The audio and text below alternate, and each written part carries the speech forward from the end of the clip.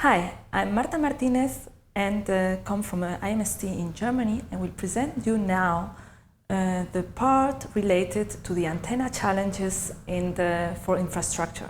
We have seen before what happens in general for 5G, then what happens with the terminals. Now we will focus on the infrastructure part of the development. Let's see what is a typical 5G base station scenario.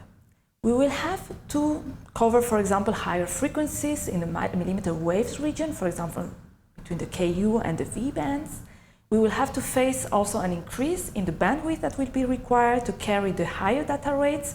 We are talking about bandwidth over 1 GHz. And we will need to face different polarization situations. For example, it is yet unknown if 5G will be based on vertical and horizontal polarizations as we had in mobile communications up to now, or we will move towards circular polarized antennas.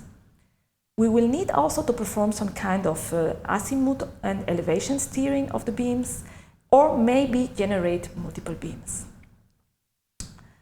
For that, we will need to get some inspiration from adjacent fields. For example, we will need some cross-pollination from other fields like satellite communications, sensors, and radar, in which phased arrays have been used for many, many years.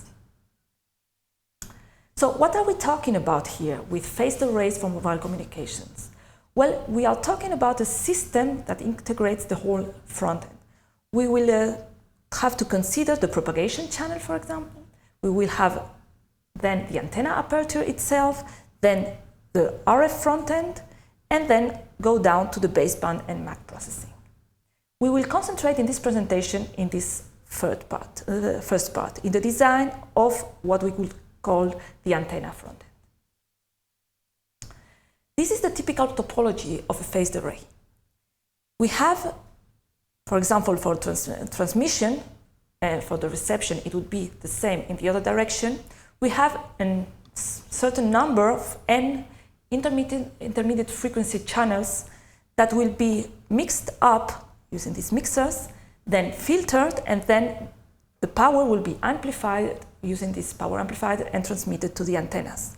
We will also need to derive part of the power for calibration and to ensure that all the channels are properly used. Now we have the problem of how to steer the beam. One of the most frequent topologies is using the RF signal path for that. We will need for that RF phase shifters and RF amplitude shifters for each element or subgroup, as we can see here. Here, for example, we see some LNAs that can be shifted for the power, or here we have some phase shifters. This configuration, this topology, is quite robust against interference and is the most used in military and commercial systems. For example, we can see that it's being commercialized by Cybeam, IBM, IMEC, Intel, etc. So, what options do we have for beam steering? If we go for RF level phase shifting, we can have topologies based on this, as we saw before, phase shifting through the data RF, or we also can have phase shifting based on the steering of the local oscillator signal.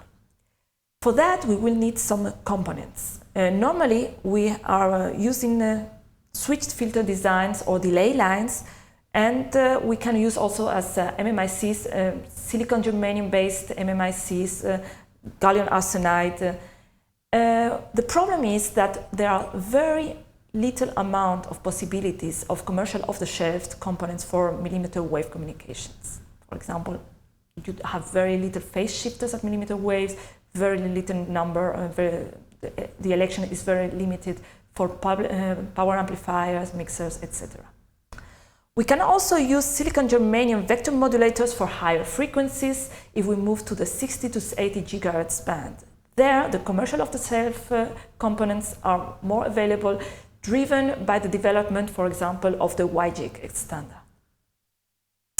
Another option is to perform the beam steering at IF level.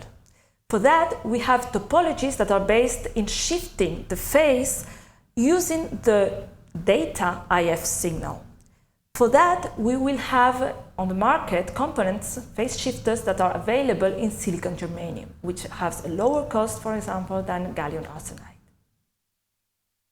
The last option is to use beamforming networks, either at IF or at RF level. The most common topologies for that are the Butler and the blast matrices, and these are specially indicated if we are dealing with high output power. For these steering topologies, we have commercial off-the-shelf integrated modules, and often those are based on ceramic technologies. So in summary, we can say that agile antenna front ends will be capital for 5G infrastructures, but we will have to deal with new bottlenecks. That will be the radio performance, the reconfigurability of the terminals.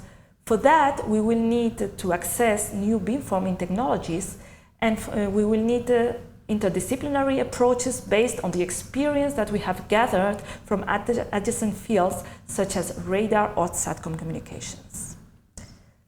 Thank you for your attention.